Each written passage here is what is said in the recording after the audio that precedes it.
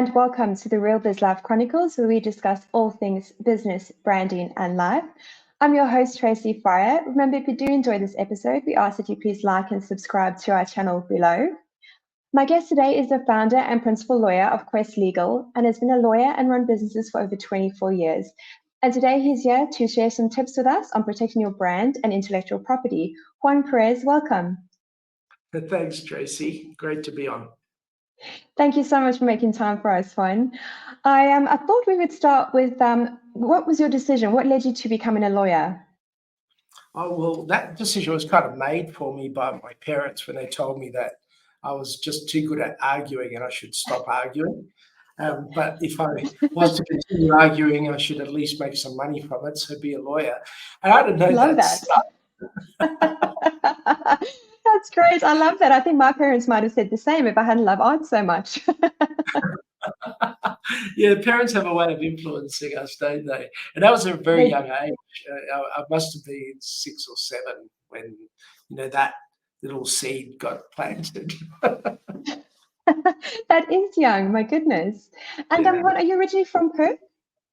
No, originally from Colombia in South America, and we migrated in the mid-70s when I was very young, only a couple of years old, and my brother was only like 1 year old, and it was just my brother and I and my parents, and we lived in Melbourne for a while before we migrated to Perth. Before I moved to Sydney and then went back to Perth, so a bit of movement around in Australia. All my main relatives are in South America or in the US. But our family's grown now in Australia, which is great. Oh, wonderful! Yes. For a long time there, it was just the 4 of us, just my brother and my parents and I. Yes, and you met Paolo in Perth as well? Yes, I met my wife in Perth, and when we were very young, and we. That's a whole other story. But we were childhood sweethearts, and then we went off to all the other people. But we reconnected, and we have been together for quite some time now, which is wonderful, and very happily married. So fantastic. And what made you start Quest Legal? How is Quest Legal different from other practices out there? Yeah, so look, I started out as a commercial lawyer in one of the big firms, and while that was a great experience, it wasn't really quite for me at that time. And so I went in-house into a number of in-house legal roles, and that actually took me into banking, and eventually I worked for a number of banks, including Bankwest, Halifax, Bank of Scotland, and also CBA. And that gave me some great experience in banking law. By then, I'd already had a fair bit of experience in commercial and intellectual property law, and some of that was quite helpful in banking for the type of work that I was doing for the banks. But then I actually left the law for a while and actually did a number of different roles within banking, which I found very interesting. Again, that's a topic for a whole other day. It's a topic. But I ended up moving to Sydney for one of those roles with my family, and what was 1 year, what was meant to be 1 year, ended up being 15 years. So we were there for quite some time. Yeah. And when one of the big roles came to an end in banking, it was a big project that I was running. I decided it was time to try something a bit different, and to be able to impart in small to medium businesses a lot of what I'd learned through that corporate experience and background in different roles. Some of the, I guess you'd call them some of the tricks the big boys do out there. Well, a lot of those apply to small businesses as well. Yeah.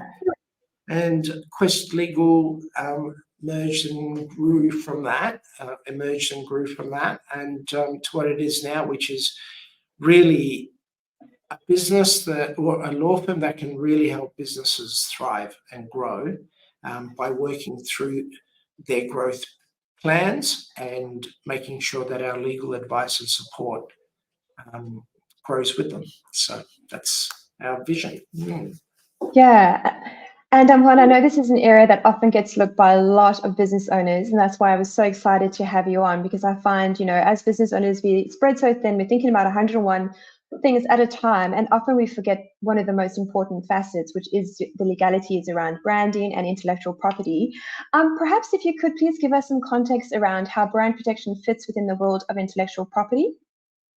Yeah, it's a great question.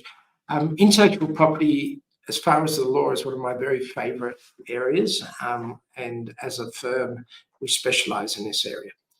And the reason is it's just such a creative, interesting part of the law. And intellectual property touches every element of our lives. When you think about even going down the street and seeing the signage on shops and restaurants, well, the words that are used and the advertising is copyright. The images have copyright attached to them, and the names and logos associated with them are trademarks, and they can be protected as trademarks. Inventions that we use every day, what's in our PCs, what's in our smartwatches, all of that technology is usually patent protected to protect the invention. Even the way, the look and feel of products, unique chairs or unique doors, they may be protected as designs. So intellectual property is everywhere. And it's so important that as business owners, we understand what IP we are developing, because it is so valuable. It's what makes the big companies out there have the multiplier in their value in the stock market, is the intellectual property as well. Yeah. And I think even from one of our previous conversations that we had, you were saying that even like a bottle of water, for example, if it's got a certain, if there's a certain ingredient in the water, even that can be, trademarked as well. Well, that's right. I mean, I've got a bottle here. Oh, good. Convenient. Yeah, I mean, the branding on this, which is Northbrook, right? That's a trademark. The words on the back, all the notices at the back here, that's copyright. The unique grooves and the look and feel of this, if it's very unique, could be potentially a design.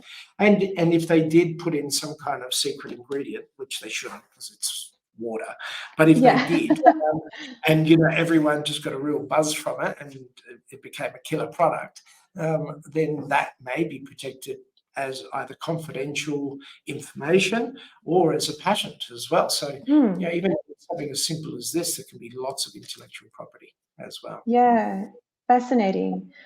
I guess what I'm wondering is, how does one know if you need a business name, and how is that different from a company name? How does one distinguish the two? Yeah, Tracy, it's a really good question. And it's one we get asked a lot, because the common misconception is that if you have a company name or a business name, then you own that name and no one else can use the name. But before we get into trademarks, the reason you need a business name is if you are trading under a name that's not your own name. So if your company is called Tracy Fryer Proprietary Limited, right? Well, and you're trading as a company, then that's great because that's your name, right? Yeah. But if you decide to instead call it Logie instead, for argument's sake. Now, great name. Yeah, great name. Yeah. If you went with Logie as the name instead, then that's not your name. You're no longer trading under that name. So you have to protect it as a business name, because business names are a register of names that are used by people that don't own, or that are using a name that's not their own. And that will allow me to do a search of, I've got a really big problem with Logie. Who's behind that name? And then you can figure out take action against. So that's what a business name is. Okay. Yes. If you're trading under your own name, whether that's your own personal name or a company name, then you don't need a business name because you're trading under your own name already. So that's the differential. Now, the common misconception, though, is that you get that registered with ASIC, business name or company name, and then you're covered. But the reality is that it doesn't give you exclusivity over that name. The only way to really get exclusivity over that name is with a trademark, which is an application to IP Australia, which is the government office that regulates intellectual property in Australia, and you apply for it. And then if you get it, you get protection for 10 years over that name. And not just that name, but similar names or similar logos, depending on what you've gone and protected as well. And what does that process look like, Juan? I know there's different parts that you can trademark, so it's the name and the logo. What would be the part that one would follow if one did want to do that? Well, I think the first thing is to understand the process of how you apply for it. So you put in the application with IP Australia, and then they examine it and they consider whether it's registrable or not. And if they are of the view that it's registrable and can be accepted, then they accept it at that point. Or if they don't agree that it's acceptable, then they'll give you an objection and you have to reply to that objection as well. Right. The process, though, doesn't quite finish there. The date that you lodge, if it's accepted, then after about 5 months from lodgement, and if it's accepted, then it gets advertised. And it gets advertised for 2 months. And when we say advertised, it's not like it's in a newspaper. It's just within IP Australia's register, shows up as being open or being advertised. And during that time, it's what's called the opposition period. Third parties could oppose your trademark if they think that you shouldn't have that trademark registration for those 2 months. So at the end of that process, if no one has objected, which in most cases they don't, but it does happen, then it's registered. And you can use the R with a circle around it as the to indicate that the name is actually registered as a trademark. Before that, anyone can use the TM on their name, even if it's not registered. The TM just tells the world that you're using it as a trademark. But all the rights revert back to the date of lodgement. So that date that you lodge is very important as a result, Tracy. Yeah. But I think your question was one of, well, what do you protect? Is it the name or the logo? Is that where you well, it helps that I've explained that a little bit, because when you apply, you should apply for what has the better chance of succeeding or getting across. And the best form of trademark applications, or the ones that give you the better protection, are generally if you can register the name by itself without a logo as well. So, for example, Quest Legal, well, we've got a unique logo which has got a Q with a swirl. Well, we just protected the name Quest, or Quest Legal for legal services. That allows us to stop anyone using that name in legal services and associated similar type of names in legal services. If we also wanted to, we can also protect the logo and the unique swirl on it as well. And at the time when we were registering, we were thinking we might change that around. But because we had the name, that's really gives us the protection. No matter what type of image they use it with, it will be protected as a trademark. But logos are a little bit easier to get across the line with IP Australia because they have a level of distinctiveness with them, and that makes it a bit easier to protect with IP Australia as a result.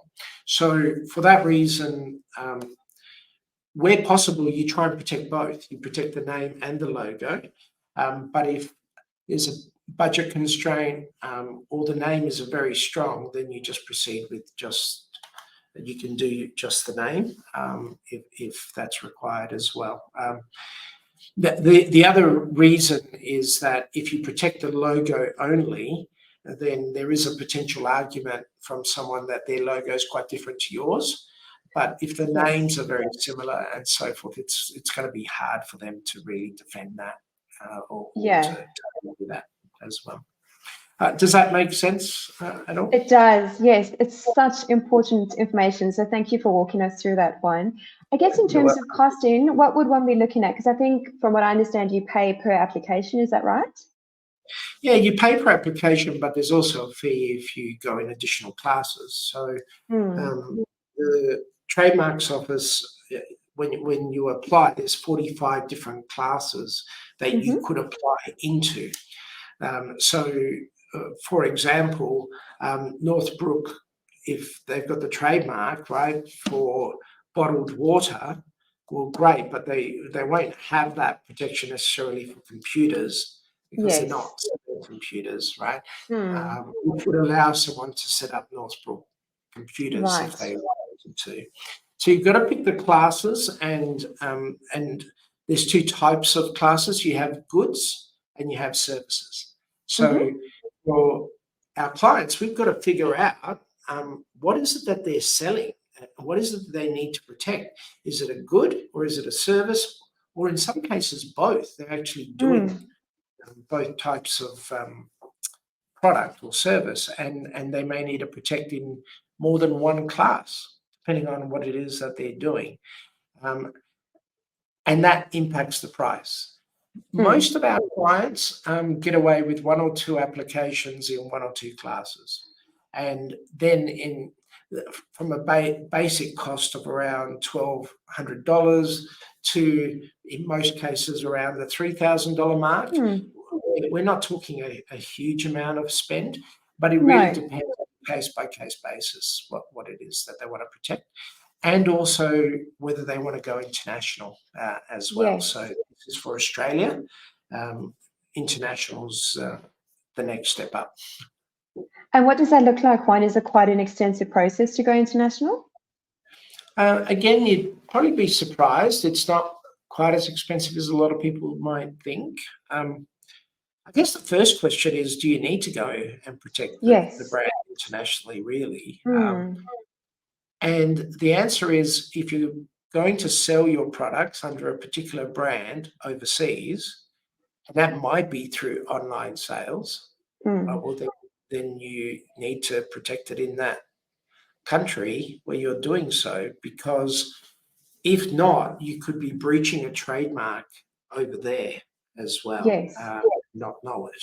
So be careful with your scope of sales, particularly when you start going online and selling internationally for that reason. The good news is that for most overseas countries that that our clients deal with, we're able to lodge the application for them from within Australia. And the reason for that is that there is an international convention or protocol, which is called the Madrid Protocol. And that allows us to lodge through the World Intellectual Property Office portal and use Australia and the application we lodged here as the basis for lodging in other countries. EU, UK, US, and a number of Asian countries, through many different countries are on there. And it's generally a cheaper alternative because in the one application, you can allocate all the different countries you want to apply for. It's great. It is more expensive than Australian trademarks, and it's hard to say what that is, but in a number of cases, you could be a few $1,000s for a basic type application, $2,000 or $3,000 for a basic type application overseas, depending on the jurisdiction where you're going. But it can be well in excess of that if you pick lots of countries and lots of classes. So it just depends where you're protecting it as well. And it sounds like the process isn't too extensive. It sounds like it's quite easy or streamlined to do from what you said. Reasonably. You still have to get the application right, make sure that it has all the relevant elements filled in. But yeah, it's reasonably pain-free for the client. What happens though is you start getting responses from those different countries then, and they might have objections or issues, and then we have to work out whether lawyers in those countries need to be appointed if that happens. Doesn't always happen, and how best to be able to respond to those objections as a result. But if the Australian application is quite strong and you've done your research on how it's used overseas, then you can minimise all of that complication as much as you can as well.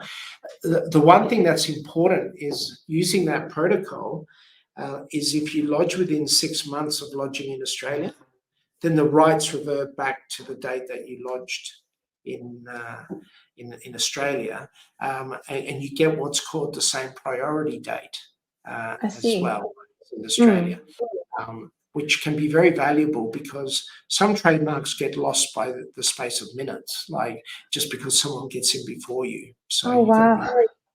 Yeah. So that actually happens?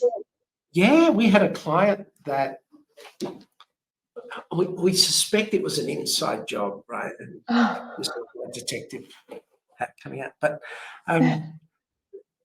client asks us to lodge an application. Applications are time sensitive. We scope it out. We get consent. That afternoon, we got consent. We lodge. We've done service. And 2 hours before that, someone lodged a competing application from another association. And it turned into a bit of a trademark dispute. Ouch. Yeah. Anyway, we got around those issues, but it can lead to you not getting your trademark as a result. Yes. Yeah. And Juan, that leads me to my next question. What is the importance of protecting your brand and trademarking? Because I find I do get a bit of pushback from clients. They say, "Oh, I don't need that. My business won't, grow that big." Not that they can tell that, but they do push back quite a bit on this. What is the importance of protecting one's brand? Your brand, Tracy, becomes one of your most valuable assets. When you think about what your brand is what differentiates you from your competitors. It's what gives you recognition and is intrinsically linked to your goodwill, the perception that the public have of you as well. And a good reputation and goodwill in your brand leads to repeat sales and referrals and so forth. So if you imagine you've gone and spent all this time and money on thinking up a great name and brand, and then having someone very creative like Tracy come up with a great logo, great logo and all the collateral that goes with it. You get it out, you print it, you do signage, and you start promoting yourself on social media. And then a year later, Johnny comes and does a very similar name, and confusion ensues in the marketplace. And then before you know it, they're riding on your goodwill. They're getting work that you should have got, and you've paid for it, you worked hard for. Well, the only way to really stop them effectively is to have lodged your trademark and then be able to enforce that trademark against them.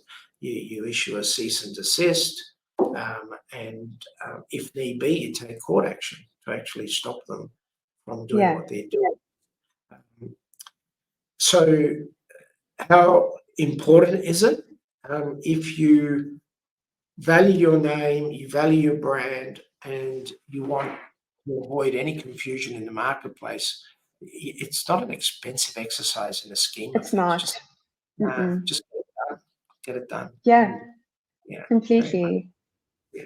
And I think I know you and I have spoken at length about this, one of the other things that you mentioned was that when you go to sell your business as well, you mentioned that they Yeah. actually look if you've got a registered trademark and what's protected and what's not. And it can actually, correct me if I'm wrong, add value and take value away if it's not done properly.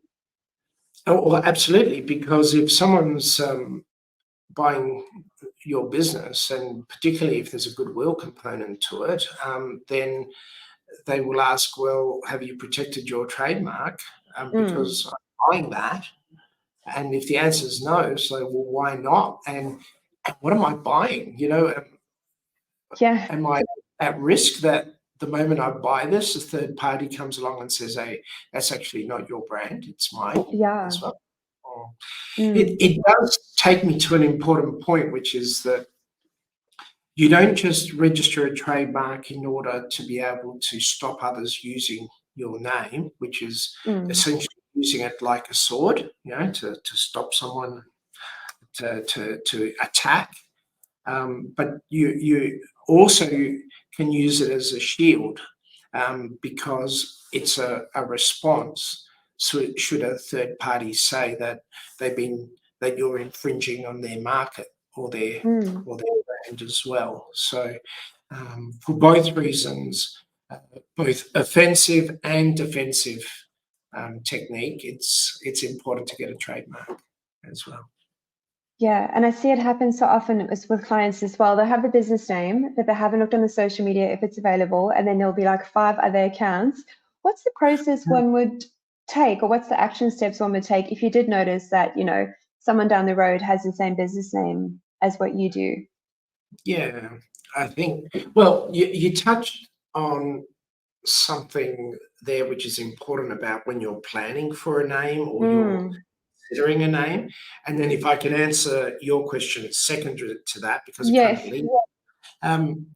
So the first thing is, if you go and see someone's using a similar name or brand, well, first we've got to do a bit of research, right? How are they using it? Is it actually conflicting with yours in your market and causing confusion? And then, have they already registered a trademark somehow? Or what have they registered? And did they do it after or before us? Or did we never register it in the first place and they did?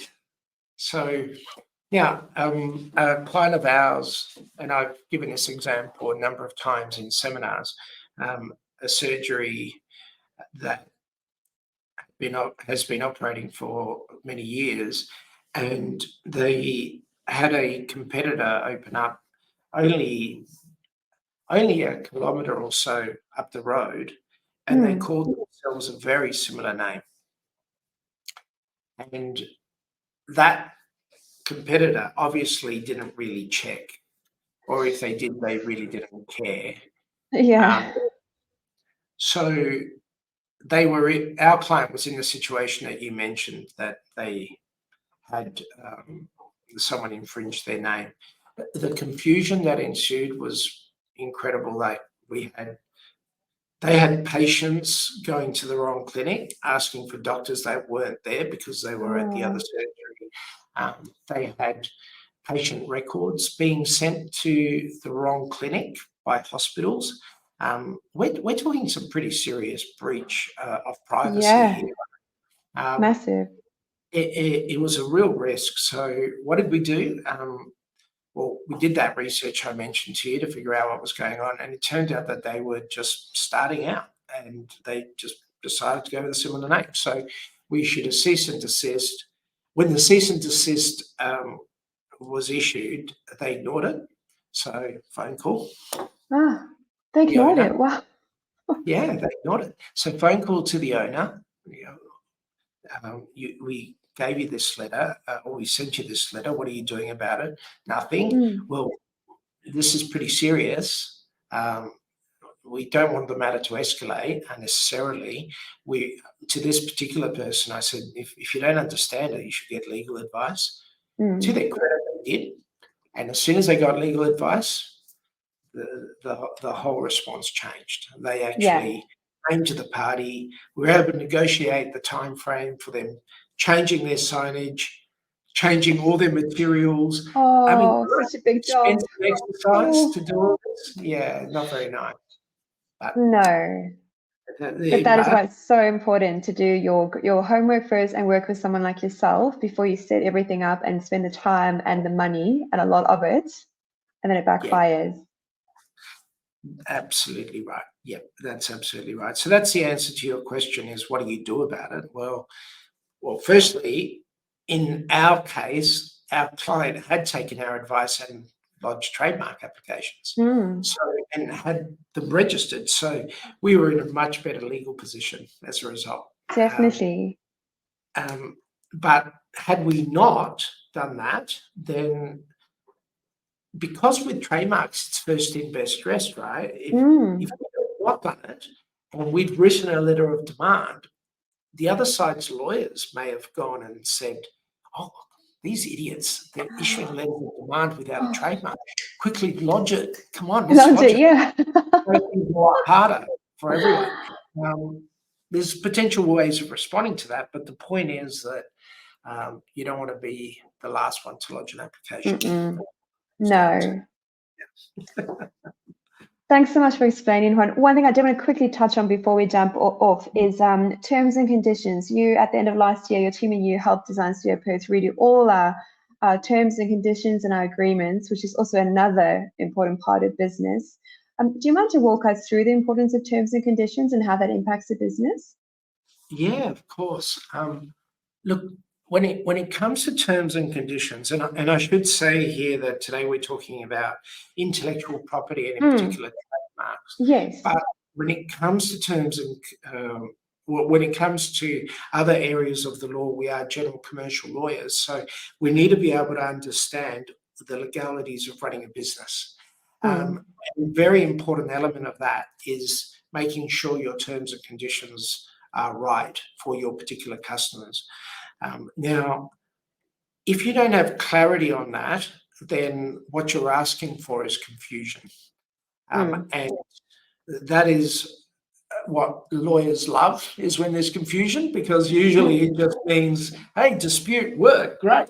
Yes. But all jokes aside, do yourself a favor and avoid any kind of confusion when it comes to what you are delivering to your clients, the time frame in which you're doing it, how and what you are charging, and what happens if one of you wants to break contract, or what happens if one of you breaches the contract. You need clarity on all of those different elements. Also, when you are providing a service where you are creating content for them, well, who owns the copyright and the trademark elements in what's being created, for example? Who owns the intellectual property in that? If your intention is that it is yours, then that should be in the contract, not assumed that that's the case. Yes. So very important to get that right. Yeah, definitely. So I've learned. Juan, before we jump off, where's the best place for our listeners to reach you should they have any questions around trademarking, or if they should, heaven forbid, find themselves in a pickle with their business name that someone else has? Where's the best place for them to go? Look, they can have a look on our website, and our contact details are there, of course, which is www.questlegal.com.au. They can reach me directly as well. Probably best to just email me, and then we can have a chat, set up a time. We don't charge for the initial consultation, so that we can at least understand what help they need, if they need help at all. Sometimes they don't. They just want to bounce something off. So my email address is Juan, Juan, Perez. I think it's at the bottom of the screen, just there. Yes, I'll pop it in there. We'll pop it in the show notes for sure. So juan.perez@questlegal.com.au. That's my email address. Right, awesome. Thank you so much for your time today, Juan. It's been really interesting. I know this is a topic that I've wanted to have a better understanding of as well, and for our listeners too. So I really appreciate you making the time for us. Thank you so much. Thank you, Tracy. I really enjoyed that as well. Thanks.